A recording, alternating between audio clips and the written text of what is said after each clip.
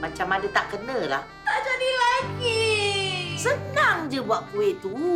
Mak, Selesa, Mak. dah kenapa lah budak-budak ni? Banyak yang tak kena bila berjauhan. Nenek, selamat Hari Raya. Tapi biarpun raya kali ini berbeza, Jomlah ambil gambar ramai-ramai. Aidilfitri masih terang di jiwa. Vivo. Anda menonton Buletin 1.30, saya Asrul Nizam Kadir. Tajuk utama tengah hari ini.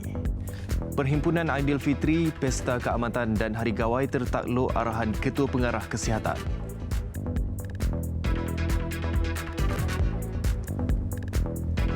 Peniaga mengaku tidak bersalah sebabkan kematian Korporal Safwan.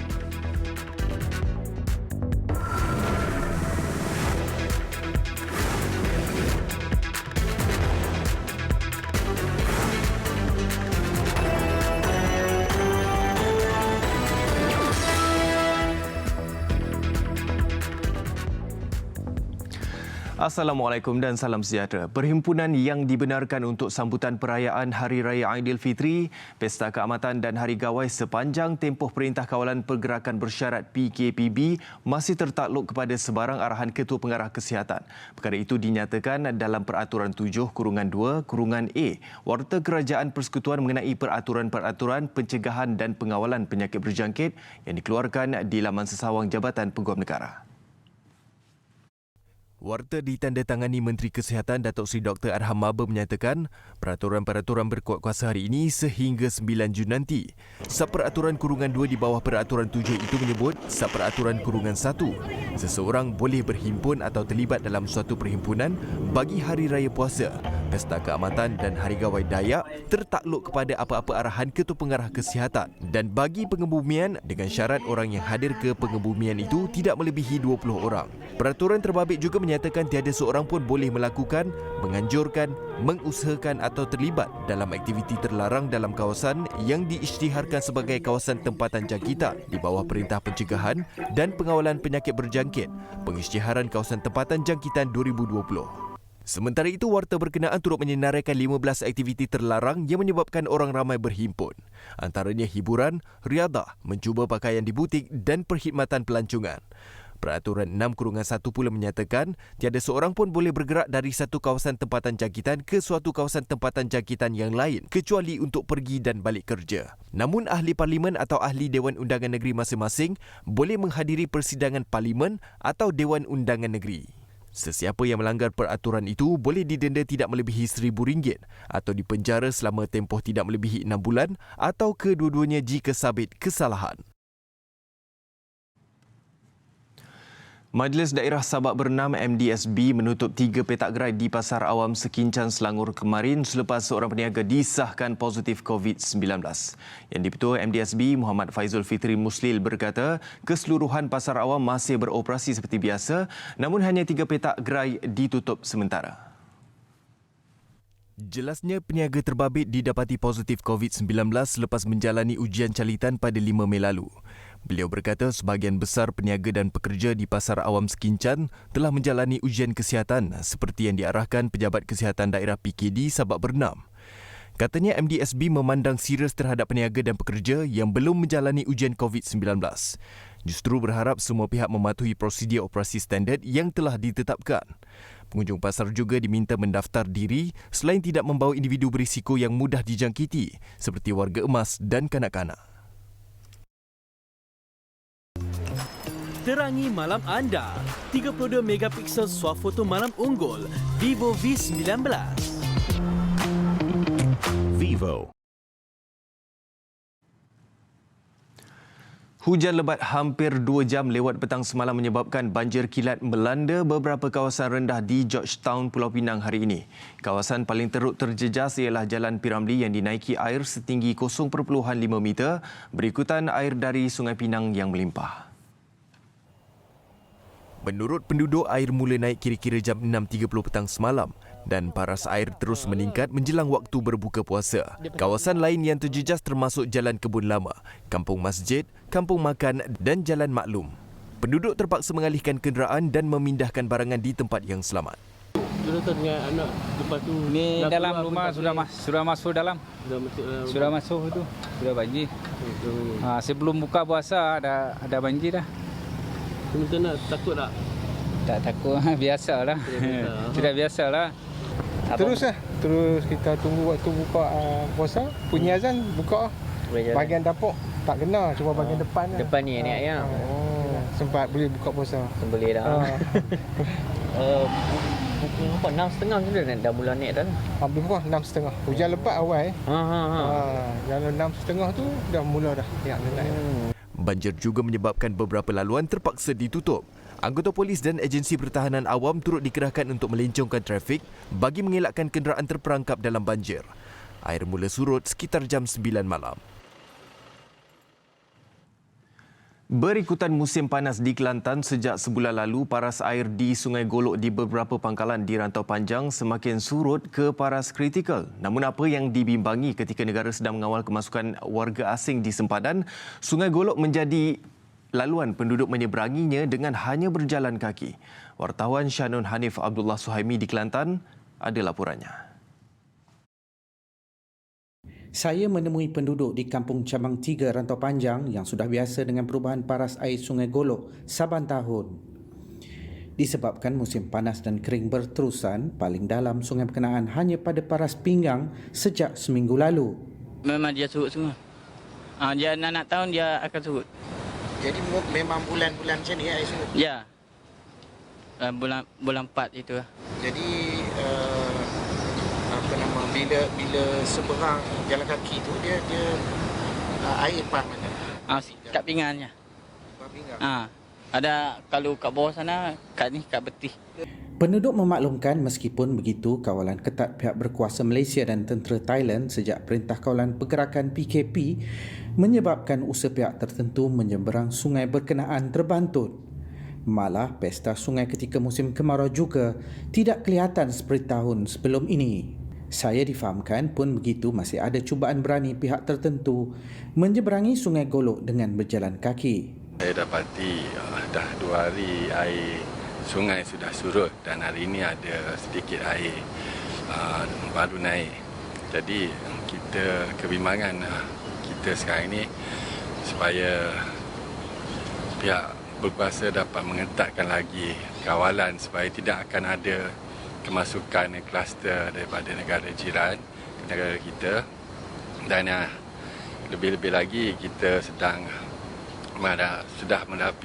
memasuki fasa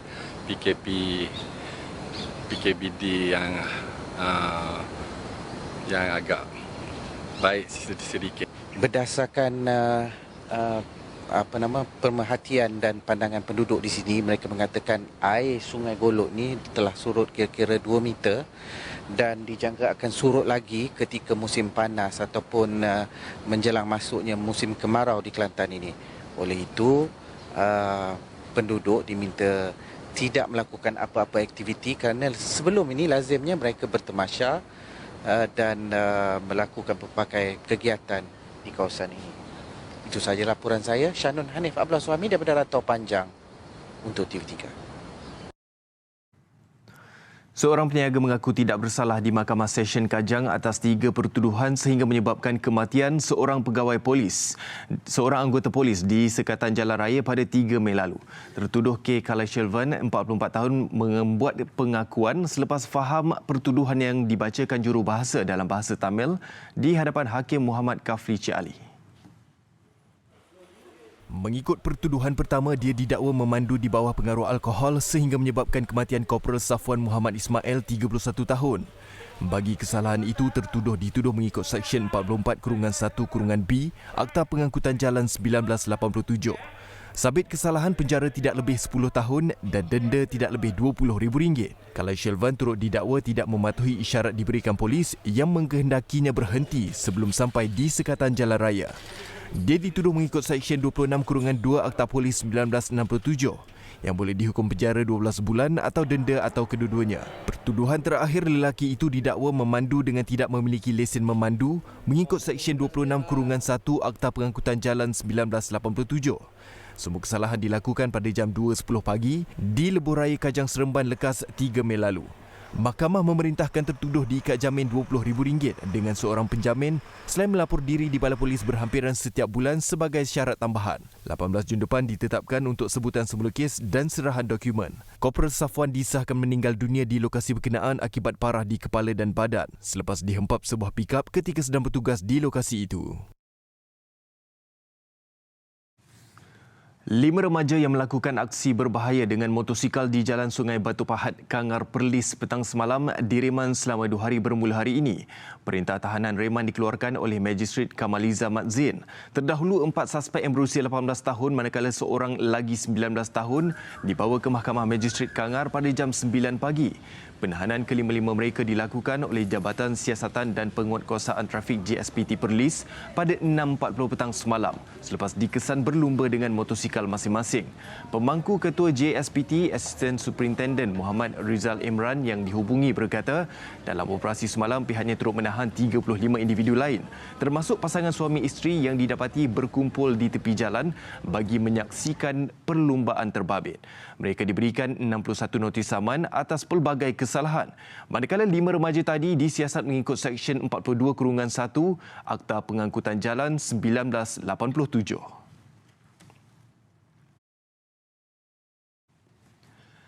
Mahkamah Tinggi Kuala Lumpur akan membuat keputusan berhubung permohonan kerajaan untuk melucut hak wang berjumlah RM628,314 daripada Jekyll Trading pada 4 Jun ini yang didakwa ada kaitan dengan skandal One Malaysia Development Berhad 1MDB.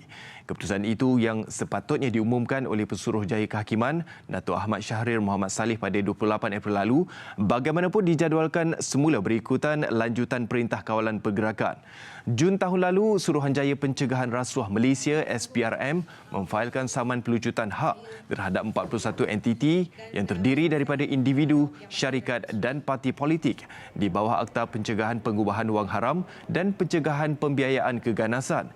Ia bagi memperoleh semula dana kira-kira RM270 juta yang dipercayai ada kaitan dengan 1MDB yang dikatakan dipindah secara tidak sah daripada akaun bank bekas Perdana Menteri Datuk Seri Muhammad Najib Tun Razak.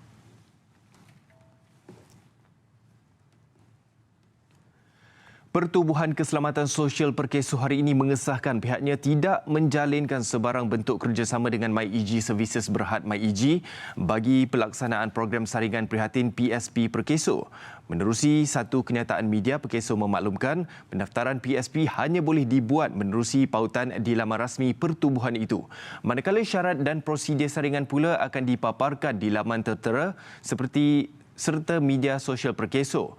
Ujian saringan COVID-19 disediakan secara percuma kepada pekerja dan majikan yang berdaftar dengan pertubuhan itu. Kenyataan balas oleh Perkeso itu dibuat susulan kenyataan media MyEG semalam. Mereka akan menawarkan portal sehenti yang mudah untuk majikan di Malaysia menguruskan keperluan tenaga kerja mereka berkaitan saringan COVID-19. Menurut MyEG, pihaknya turut bekerjasama dengan panel klinik berdaftar Perkeso bagi mengatur saringan oleh pengamal perubatan terlatih yang boleh dilakukan di tapak premis majikan. Bagi mereka yang ingin mendapatkan butiran lanjut mengenai perkhidmatan Perkeso, boleh hubungi talian atau email tertera.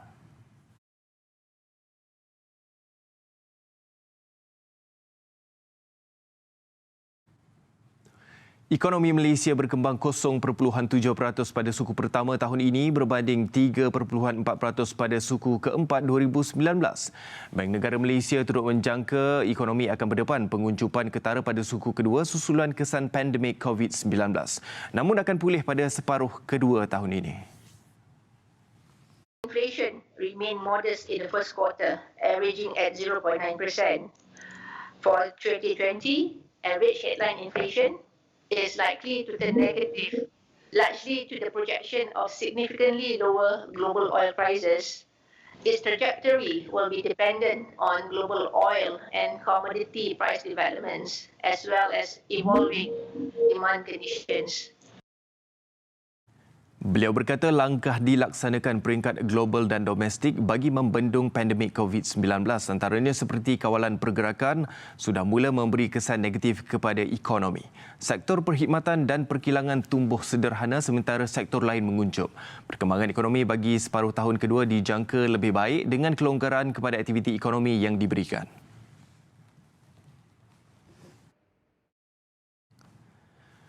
Lembaga Hasil Dalam Negeri LHDN memaklumkan tarikh akhir permohonan geran khas prihatin GKP adalah pada Jumaat ini. Perusahaan kecil dan sederhana PKS Mikro yang berkelayakan diminta mengisi borong permohonan dengan segera dan tidak menunggu sehingga tarikh akhir. Dalam satu kenyataan, LHDN berkata permohonan hanya boleh dibuat secara dalam talian di portal GKP yang disediakan. Permohonan secara manual tidak akan diterima. LHDN akan memproses semua permohonan selepas 15 Mei dan pemohon boleh membuat semakan status permohonan bermula minggu pertama Jun ini.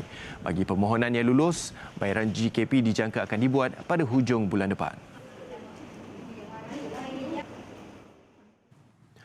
Kerajaan Negeri Terengganu meneruskan acara pertandingan Pelita Raya yang menjadi sebahagian acara kalender pelancongan negeri. Bagaimanapun, pertandingan kali ini berbeza, iaitu dilakukan secara dalam talian menerusi dua kategori, iaitu foto terbaik dan video terbaik.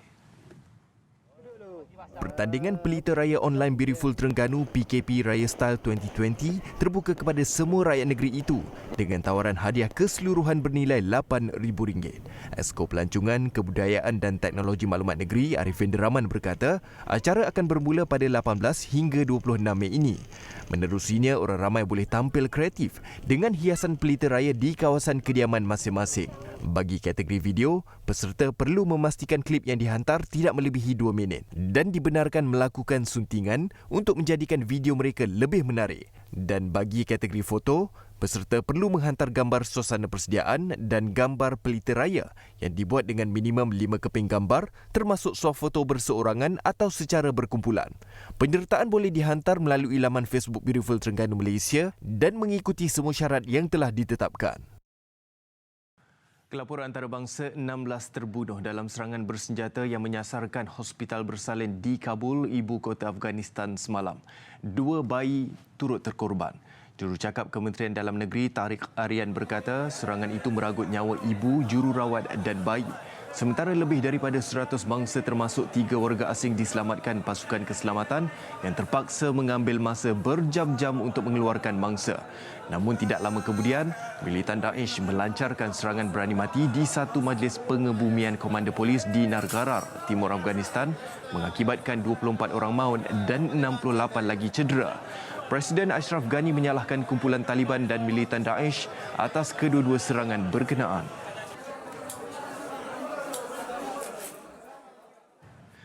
Arab Saudi akan melaksanakan perintah berkurung 24 jam ketika cuti perayaan Aidilfitri di negara itu. Ia berkuat kuasa 5 hari antara 30 Ramadan sehingga 4 Syawal atau 23 Mei hingga 27 Mei ini. Kementerian Dalam Negerinya memaklumkan arahan itu bagi membendung penularan COVID-19. Seperti disarankan pemerintah Arab Saudi, Raja Salman Abdul Aziz Al Saud. Selasa lalu, Arab Saudi merekodkan 2,520 kes baru COVID-19, sekaligus yang tertinggi dalam tempoh 2 bulan. Ia menjadikan 15,257 kes positif virus itu dilaporkan di negara berkenaan setakat ini.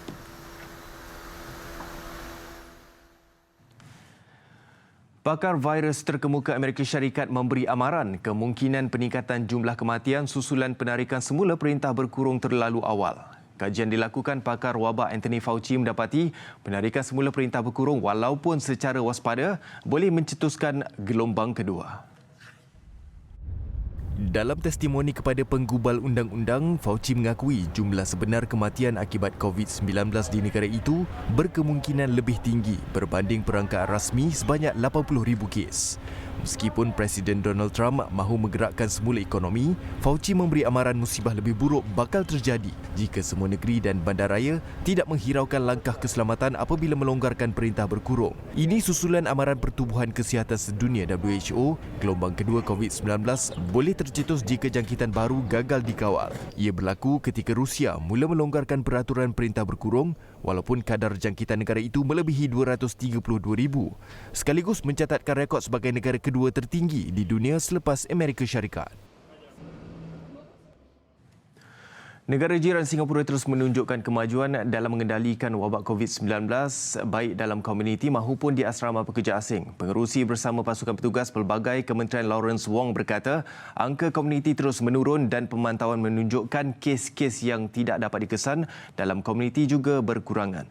Menurut pasukan petugas, jumlah kes baru dalam komuniti menunjukkan penurunan kepada 8 kes baru setiap hari pada minggu lepas. Manakala terdapat kemajuan yang dicapai mengenai kadar reproduksi virus dalam komuniti yang juga menunjukkan pengurangan. Tambahnya, lebih banyak pekerja akan dibenarkan untuk menyambung kerja selepas 1 Jun dan secara beransur-ansur Republik itu akan mengambil langkah membuka semula ekonomi. 7 April lalu, Singapura melaksanakan usaha memutus rantaian yang lebih ketat yang dijadualkan berakhir pada 1 Jun. Lebih dari 3,000 pekerja asing di asrama diuji setiap hari dan sehingga kini lebih 32,000 atau kira-kira 10% daripada jumlah pekerja telah diuji.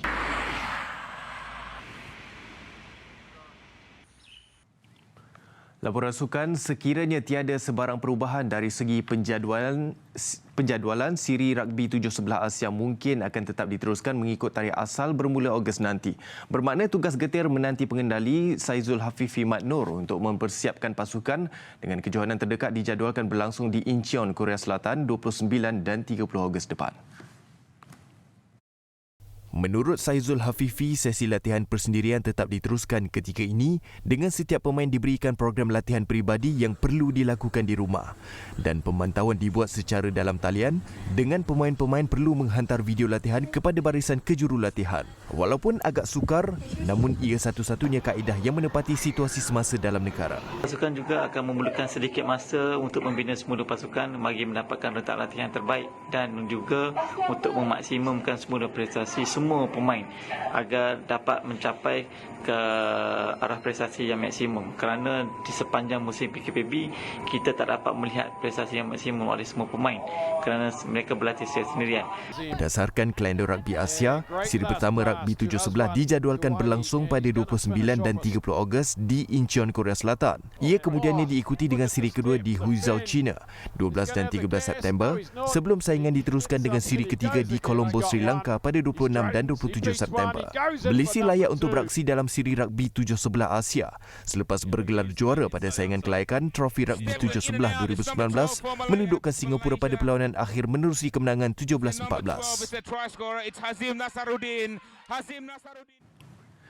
Kelab bola sepak UiTM FC terus menggiatkan usaha di bawah program UiTM FC Prihatin dengan memberikan sumbangan alat pelindungan peribadi PPE kepada petugas-petugas barisan hadapan.